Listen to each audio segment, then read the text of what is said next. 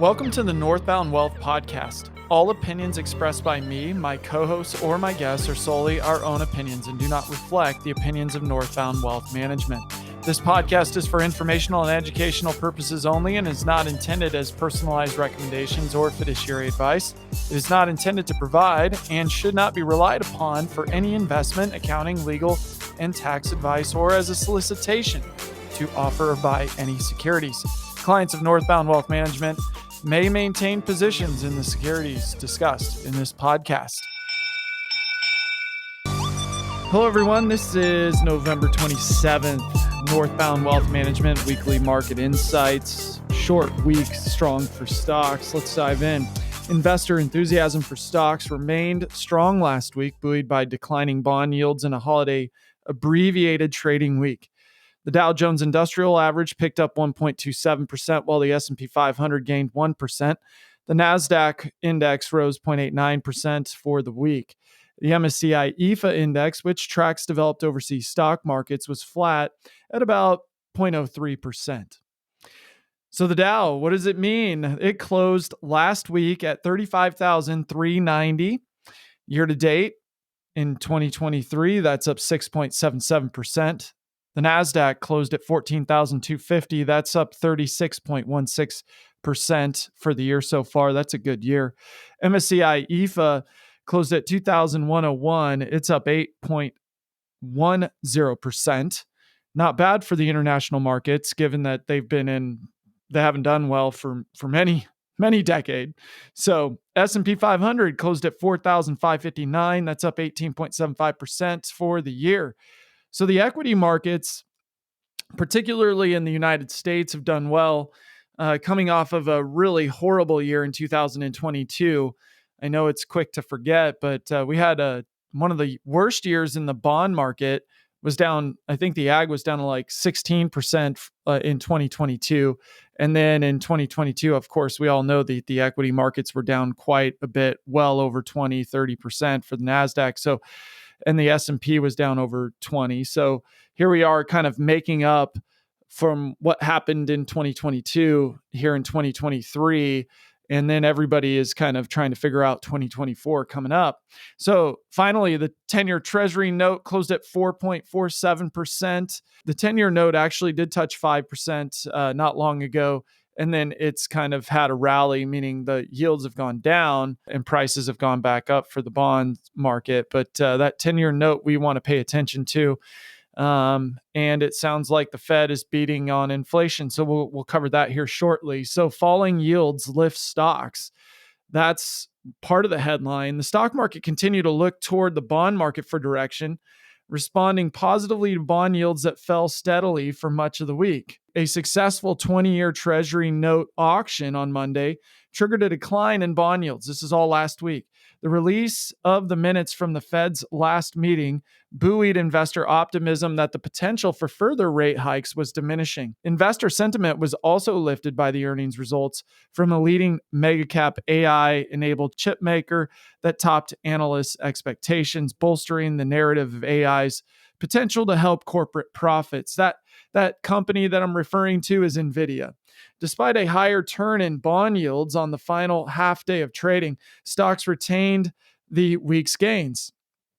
Fed minutes from the October 31st through November 1st meeting of the FOMC were released last week, providing insight into the decision not to raise rates and its thinking on future direction of interest rates.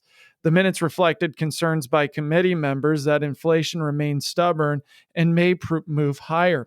The minutes also reaffirmed the messaging of many Fed officials, including Fed Chair Powell, that monetary policy must remain restrictive until they are convinced inflation will be on track for the Fed's 2% target. They further said that future rate decisions will be based on fresh economic data, offering no indication that a rate cut was forthcoming, as many analysts are increasingly anticipating that for 2024. So this week, key economic data, new home sales, consumer confidence, gross domestic product or GDP, personal income and outlays, jobless claims, Institute for Supply Management manufacturing index, or the ISM index. All of that happening Monday through Friday this week. And also, notable companies reporting earnings this week: Wednesday, Dollar Tree and Synopsys. Thursday, Salesforce, Marvell Technology, and Dell Technologies. And that's the notable companies for this week.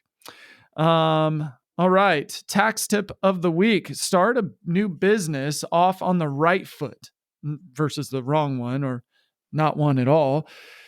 Starting a new business, you guys, there are some important tax tips to know to set yourself up for success. Here are some tips that the IRS shares for new business owners. Choose the right business structure. The form of business determines which income tax return a business taxpayer needs to file.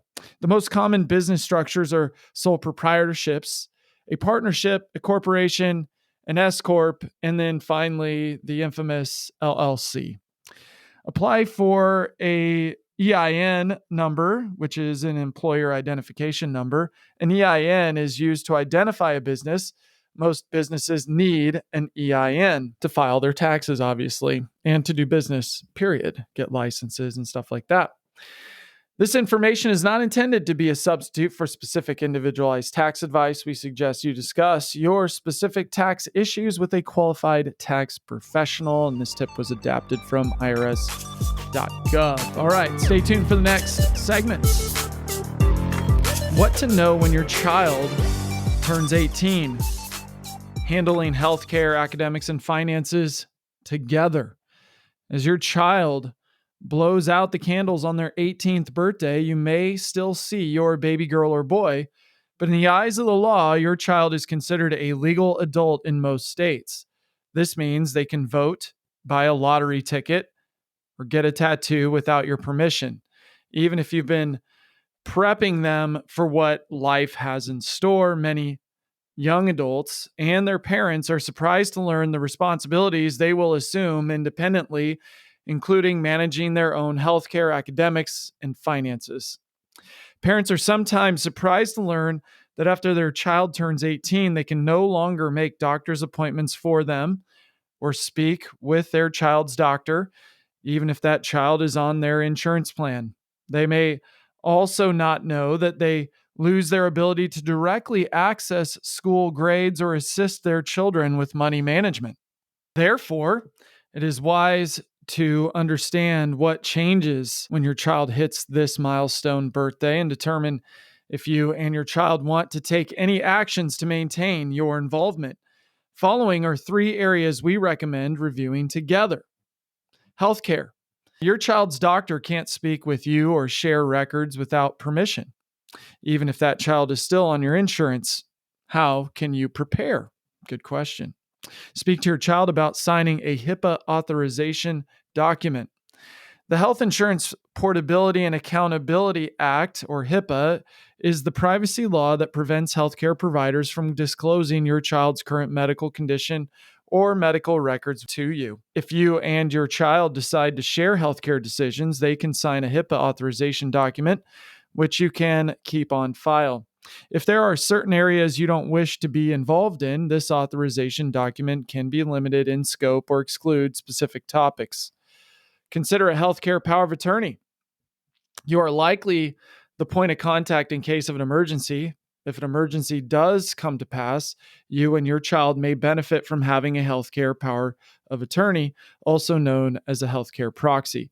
This document allows you to make important healthcare decisions on behalf of an adult child who may be physically or mentally unable to decide independently. Academics. So once your child turns 18, you will no longer have access to their educational records. For many parents, this access is essential to their agreement to pay educational costs. So how can you prepare? Acquire written consent for educational records. The Family Educational Rights and Privacy Act, or FERPA, requires that students over 18 give written consent before their school will release any educational records, including GPA, credits, scholarship status, disciplinary action, tuition information, and records maintained by the campus health clinic. A FERPA authorization will allow you access to these records. Finances. In most states, 18-year-olds can apply for credit cards, open bank or brokerage accounts, sign contracts, purchase real estate, or even apply for a mortgage.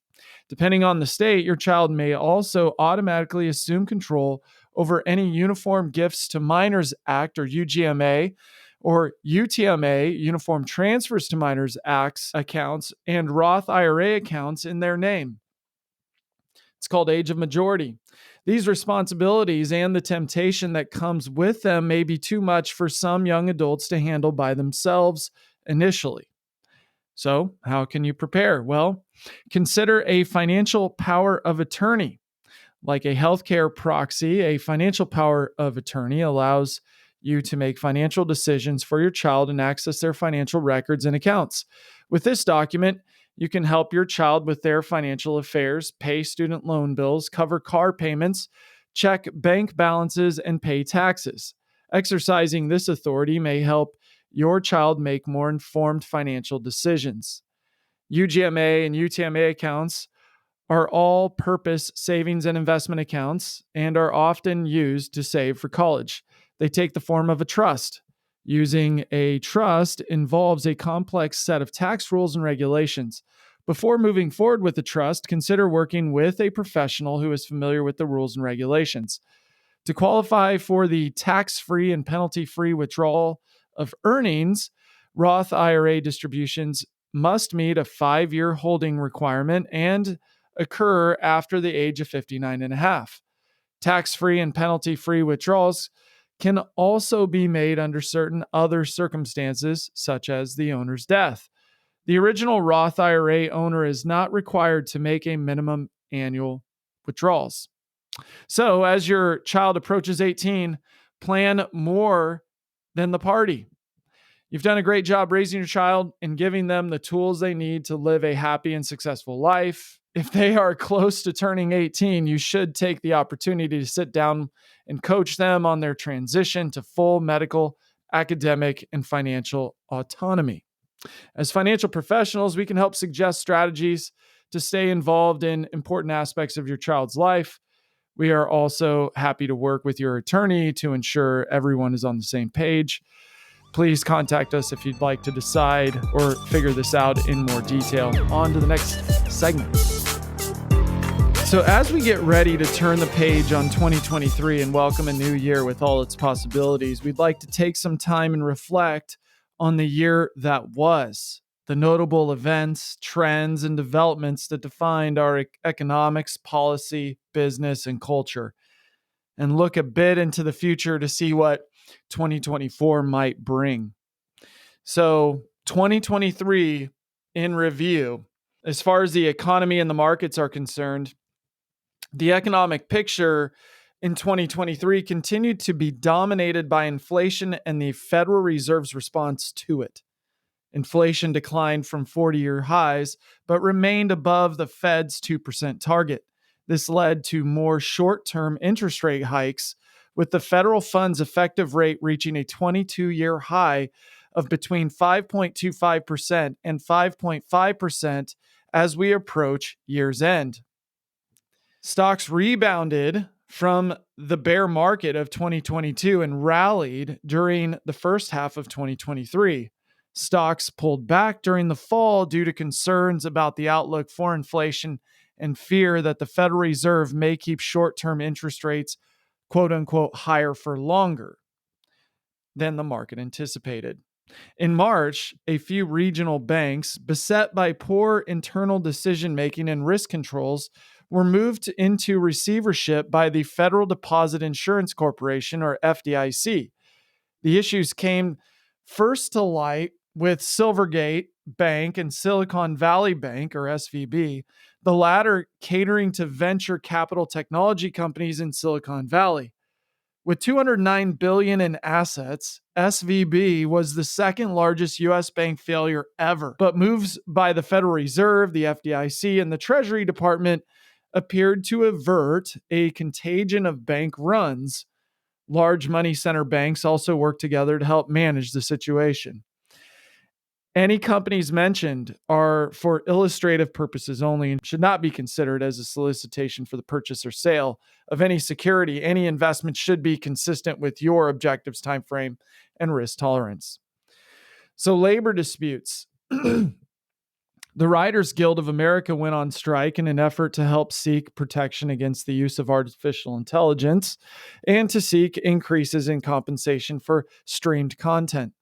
The Screen Actors Guild, American Federation of Television, and radio artists also went on strike for higher pay, residual pay for streaming shows, protection from AI, and improved conditions for virtual auditions. The United Auto Workers Union, or UAW, also went on strike, hitting the big three U.S. car makers simultaneously for the first time.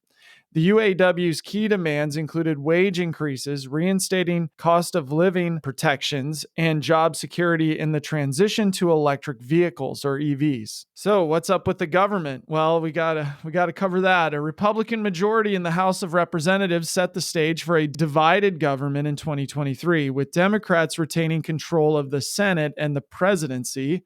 Some legislation stalled.